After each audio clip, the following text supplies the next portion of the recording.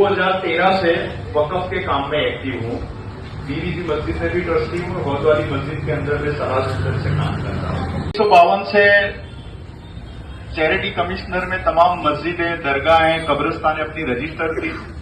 95 में नवा कायदा आया तो ये वक़्फ़ बोर्ड बना, तो सारे अपने ट्रस्ट वक़्फ़ बोर्ड में चले गए। तो हमेशा हमेशा के लिए अल्लाह के नाम पर कर दो, उसे वक्फ करना कहते हैं। वक्त 25 साल, 50 साल, 200 साल, 50 साल का नहीं होता। आपने वक्त कर दिया तो वो क़यामत वो वक्त रहता है, उसका कोई लिमिट में वक्त नहीं होता। और ये कहा कि उसमें से विरासत निकाल दो।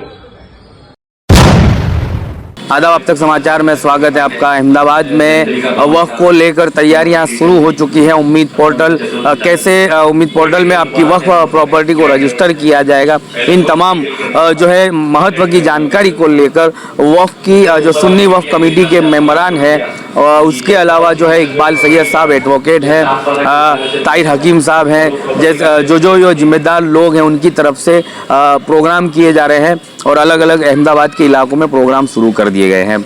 पिछले दिनों हमने देखा होगा कि जुहापुरा में जिस तरह से एक प्रोग्राम वक्फ को लेकर किया गया था। आज संडे के दिन, इतवार के दिन गोमतीपुर विस्तार में आमिर खान पठान के मातहत जो है सामाजिक आगेवान हैं, उनके माध्यम से गोमतीपुर विस्तार में और गोमतीपुर के आसपास के इलाकों के जिम्मेदारों को बुलाया गया और उनके मदरसा, मस्जिद और जो भी प्रॉपर्टियां हैं दरगाहों की जो वक्फ में है, उन लोगों को यहाँ पर बुलाकर आप देखिए कितनी जो फैसिलिटी दिखानी है वो मैं अब बता रहा हूँ कि एक बेहतरीन इंतजाम किया गया है। बड़ी सी स्क्रीन लगाई गई है एलईडी लगा करके लोगों को पोर्टल समझाया जा रहा है। इसमें खास एक महत्व यही है कि पोर्टल क्या है। पोर्टल सबसे जो है हार्ड प्रक्रिया है वो पोर्टल की है, तो उसको जो है इलाकों में जाकर समझाया जा रहा है। लोगों को, मुतवल्ली को, मस्जिद के मौलवियों को, ट्रस्टियों को बुलाकर इस पोर्टल के बारे में जानकारी दी जा रही है। तो ये वो तमाम लोग यहाँ इस मीटिंग में हाजिर है जो वक्फ प्रॉपर्टी की जानकारी लेने पहुंचे हैं, किस तरह से ये उम्मीद पोर्टल में इसे रजिस्टर कराया जाएगा। जिन्होंने प्रोग्राम को यहाँ पर इंतजाम किया है उनसे हम बात करते हैं। आमिर खान पठान से एक बेहतरीन उम्दा एक यहाँ पर आयोजन किया गया है और इसी तरह से वक्फ को अहमदाबाद के कई सारे ऐसे इलाके जहाँ पर इस तरह से ही समझाया जाए तो लोगों के माइंड में ये बात उतरेगी, क्योंकि थोड़ा पोर्टल प्रक्रिया हार्ड है, लेकिन इस तरह से अगर समझाया जाएगा तो जो मुतवल्ली है, मौलवी, ट्रस्टी है, उन तक ये समझ पहुंचेगी। कैसे देखते हो प्रोग्राम का, ये सोच कहाँ से पैदा हुई? जैसे कि अभी हाल में जो सरकार का जो काला कानून कहे तो कहना भी चाहिए, काला कानून है। हमारी वक़्फ़ की जो प्रॉपर्टियां हैं उसको एक नया कानून जो ताबड़तोड़ कमर तोड़ कर दी, जो हमारी कमरें तोड़ी गई है, उसके अंदर जो काला कानून लाया उसमें तमाम मस्जिद के आगेवान है, मस्जिद के ट्रस्टी है, पेश इमाम है और मस्जिद के तमाम जिम्मेदार और वक़्फ़ के जो जिम्मेदार लोग हैं वो लोग आकर हर मस्जिद के लिए समझा रहे हैं उम्मीद पोर्टल क्या चीज़ है, रजिस्ट्रेशन कैसे कराना चाहिए। ऐसे ही तमाम लोगों को एक अवेयरनेस हमने जागरूकता का एक काम है हमारी समाज के लिए, अल्लाह के घरों का काम है ये। इसलिए तो आप लोगों को, तमाम लोगों को, विस्तार के अंदर तमाम एरिया के लोगों को, तमाम लोगों को मेरी गुजारिश है ऐसा सब मस्जिदों के अंदर जाकर ऐसा प्रोग्राम करें। जैसे कि तमाम जो मस्जिद के जिम्मेदार लोग हैं उनको आना बहुत ज़रूरी रहता है। ये पब्लिक प्रोग्राम नहीं है। आगे हमारे हजरत में मौलाना सैयद साहब आए हैं, उनसे भी हम थोड़ी सलाह लेंगे। चलिए, मौलाना यहाँ पर मौजूद है जो इस मौजू पर खास मेहमान रहे थे। सर, किस तरह देखते हो मुतवल्ली को, मौलवियों को ये तमाम जानकारियाँ हासिल करने के लिए एक बेहतरीन प्रोग्राम रखा गया, इस तरह से आमिर खान पठान के जैसे लोग, सामाजिक कार्यकर्ता, आगेवानों को आगे आना चाहिए और क्या मैसेज दोगे कि उम्मीद पोर्टल को जल्द से जल्द इसकी प्रक्रिया को पूरी की जाए और सारी वक्फ प्रॉपर्टियों को रजिस्टर करवाने के लिए एक पहल की जाए, लोगों को क्या मैसेज दोगे? जी, अस्सलाम वालेकुम वरहमतुल्लाहि वबरकातुहू। असल में जो आमिर खान साहब ने लोगों को समझाने के लिए और उनकी जागृति के लिए जो ये प्रोग्राम रखा है, और यहाँ पे इकबाल एडवोकेट साहब और दूसरे खुर्शीद भाई वगैरह एडवोकेट वगैरह तशरीफ़ लाए, उन्होंने जिस अंदाज से समझाया कि किस तरह हम उम्मीद पोर्टल पर अपनी वक़्फ़ की जायदाद रख सकते हैं अपनी वक़फ़ की जो जायदाद है, जो मस्जिद है, मदरसा, खानका है, उसको हम रजिस्ट्रेशन करा सकते हैं। असल में ये एक गवर्नमेंट का जो कायदा और कानून आया है, उसके तहत हम पर लाजिम है कि हम इस पर पोर्टल पर जाकर अपनी प्रॉपर्टी को रजिस्ट्रेशन कराएं, अपनी मस्जिदों को, अपने मदरसों को, अपने खानकाहों को रजिस्ट्रेशन कराएं। इसलिए हम लोग भी जमा है और तमाम अइम्मा किराम और ट्रस्टी हजरात से मेरी गुजारिश है कि वो इस मामले में बढ़ चढ़ कर हिस्सा लें और जितनी जल्दी हो तारीख से पहले पहले पोर्टल पर अपनी जो मस्जिद या मदरसा या खानका या मज़ारात जो भी है उसको रजिस्टर करा लें, ताकि गवर्नमेंट की जो बदनीयती है उससे हम महफूज रहें।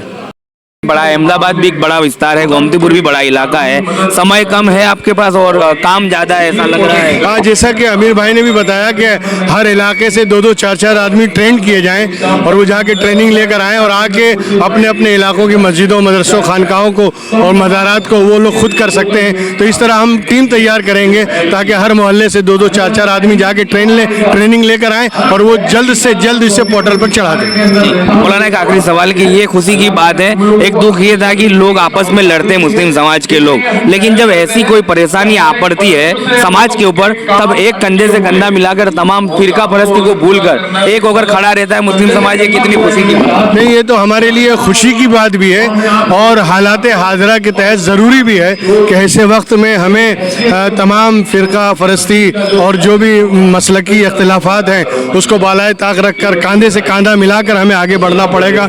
इसलिए कि इस्लाम के ताल्लुक से या मुसलमान के ताल्लुक से ये नहीं देखा जाता कि ये कौन है, इसलिए ऐसे मामलात में हम सबको मिलजुल कर काम करना चाहिए। बहुत शुक्रिया हमसे।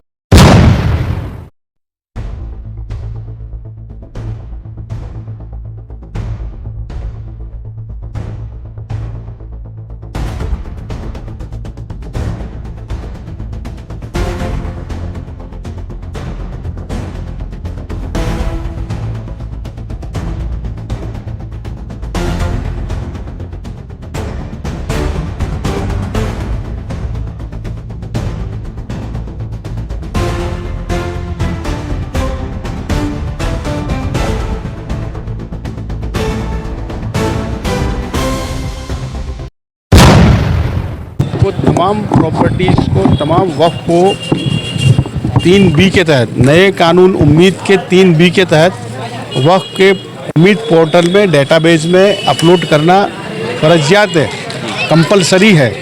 और अगर न की गई तो वक्फ के जो मुतवल्ली हैं उन पर FIR भी हो सकती है, उन पर जुर्माना भी हो सकता है। और अगर वक्फ प्रॉपर्टी आपने 3B के तहत अगर आपने उसे पोर्टल में अपलोड नहीं की, तब आपकी प्रॉपर्टी यूजलेस हो जाएगी। यानी कि आप प्रॉपर्टी के मातहत किसी के खिलाफ कोई लिटिगेशन, कोई शूट फाइल नहीं कर सकेंगे। अगर किसी ने आपकी प्रॉपर्टी एनक्रोच भी कर ली, तब भी आपकी अगर प्रॉपर्टी पोर्टल पर दर्ज नहीं है तो वो ये क्वेश्चन वहाँ रेज होगा कि ये पोर्टल में दर्ज नहीं है, इसलिए इनको कोई कानूनी इख्तियार नहीं है। तो आपकी प्रॉपर्टी कानूनी इख्तियार के बगैर की हो जाएगी। यानी आप कोई दावा दूवी वक्फ के नाम से, ट्रस्ट के नाम से नहीं कर पाएंगे। तो ये कंपलसरी है और आपकी तमाम प्रॉपर्टी का डिजिटलाइजेशन हो जाएगा, आपका रिकॉर्ड बन जाएगा और वो रिकॉर्ड महफूज रहेगा, बरसों सदियों तक महफूज रहेगा। जो हमारी अगली नस्लों ने रजिस्ट्रेशन नहीं करवाया, वक्फ की हमारी प्रॉपर्टियां जितनी रजिस्टर्ड है उससे कहीं गुना ज़्यादा अनरजिस्टर्ड है। तो हमको जो रजिस्टर्ड है फ़िलहाल वक्फ बोर्ड में, उनको रजिस्टर करना है। और अगर कोई रजिस्टर्ड नहीं है तो नए कानून के तहत नई डीड बना करके उसको भी आपको रजिस्टर्ड करवाना चाहिए, ताकि वक्फ की प्रॉपर्टी महफूज रहे। वक्फ की प्रॉपर्टी 2013 के कानून के तहत उससे बेचा नहीं जा सकता, उससे किसी तरह से ट्रांसफ़र नहीं किया जा सकता, एक्सचेंज नहीं किया जा सकता। ये पाबंदी 2013 के कानून से है, लेकिन वो प्रॉपर्टी वक्फ की होनी चाहिए। अगर वो वक्फ प्रॉपर्टी डिक्लेयर नहीं होगी तो आपकी प्रॉपर्टी कोई भी बेच करके चला जाएगा। तो आपकी वक्फ की प्रॉपर्टी को अगर कानूनी एतबार से कोई बंधन अगर मिलेगा तो वो वक्फ एक्ट के तहत, अगर वो वक्फ प्रॉपर्टी आपकी रजिस्टर्ड है तो आपकी वक्फ के कानून के तहत वो हिफाजत में आ जाएगी, महफूज रहेगी। सर, जिस तरह से सुप्रीम कोर्ट ने यह फैसला किया था कि अंतिम नहीं लेकिन अंतरिम फैसला सुनने के बाद लोगों का विरोध कम हो गया है और अंतरिम फैसले से लोग खुश है कि ये जो हो रहा है वो फायदे के लिए हो रहा है, ये बात सही है? नहीं, ऐसा नहीं है। ये जो कानून है, हम पूरे कानून के खिलाफ है। हम सुप्रीम कोर्ट में गए, 50 से ज़्यादा पिटिशंस हुई। हमारा कहना तो ये है कि ये पूरा कानून गैर कानूनी है, आइन के खिलाफ है। पूरा कानून खत्म होना चाहिए, रद्द होना चाहिए। लेकिन ये बात अभी फ़िलहाल सुप्रीम कोर्ट ने मानी नहीं है। कुछ प्रोविजंस को स्टे किया है, जैसे कि 5 साल मुसलमान होना, 5 साल से प्रैक्टिसिंग मुसलमान होना, उसको कुछ वक्त के लिए स्टे किया है। और दूसरी बात यह कि कोई प्रॉपर्टी वक्फ नहीं है, ये बात अगर कोई रेज करता है, क्वेश्चन रेज करता है और उसके खिलाफ वो डेजिग्नेटेड ऑफिसर के पास जाता है, तो नए कानून में ये प्रोविज़न है कि वो प्रॉपर्टी उसी दिन से वक्फ निकल जाएगी जिस दिन से कोई शख्स जा करके एप्लीकेशन देगा। तो ये तो बिल्कुल नेचुरल जस्टिस के खिलाफ कानून है। तो ये कानून को भी सुप्रीम कोर्ट ने रोका है, रोक लगाई है कि नहीं, आप उसकी एप्लीकेशन लो, उस पर प्रोसीडिंग करो, लेकिन वो वक्फ से निकल नहीं जाएगी प्रॉपर्टी। अगर इस तरह से होता है तो किसी ने एप्लीकेशन दी और वो 10 साल को उसका फैसला नहीं आता, तब तक वो आपकी वक्फ प्रॉपर्टी निकल जाती है, तो ये गलत है। उस पर भी सुप्रीम कोर्ट ने स्टे दिया है बहुत सी बातों में, जो कि हालांकि 40 अमेंडमेंट, 40 से ज़्यादा वक्फ के अमेंडमेंट हुए हैं, वो तमाम वक्फ के अमेंडमेंट को स्टे नहीं किया, 3-4 को स्टे किया है। हम उससे बहुत ज़्यादा मुतमईन नहीं है, बहुत ज़्यादा फ़ायदा नहीं है, लेकिन वो कानून सुप्रीम कोर्ट का है, इसलिए हम उसे मानते हैं, उसको रिस्पेक्ट देते हैं। और 3B के तहत हमारी तमाम प्रॉपर्टीज़ को वक्फ में उम्मीद पोर्टल में अपलोड करना कंपलसरी है। इसलिए ये हम लोगों को कहते हैं, सिखाते हैं कि आप 3B के तहत अपनी प्रॉपर्टीज़ को, अपनी डिटेल को अपलोड करवाइए, वरना आपके खिलाफ प्रोसीडिंग होगा। आप अपनी प्रॉपर्टी को प्रोटेक्ट करने के लिए कोर्ट में नहीं जा सकेंगे। तो ये कंपल्सन हमको कानून ने दिया है और ये लोगों को हम वाजे करते हैं, लोगों को अवेयर करते हैं। और किस तरह से 3B के तहत पोर्टल में अपलोड करना, उसका प्रैक्टिकल नॉलेज हम लोग LED लगा करके, प्रोजेक्टर लगा करके लोगों को समझाते हैं। सर, गुजरात भर में वक्फ प्रॉपर्टी है, काम काफ़ी ज़्यादा है, समय कम है और अभी तो सिर्फ अहमदाबाद से ही शुरुआत हुई है।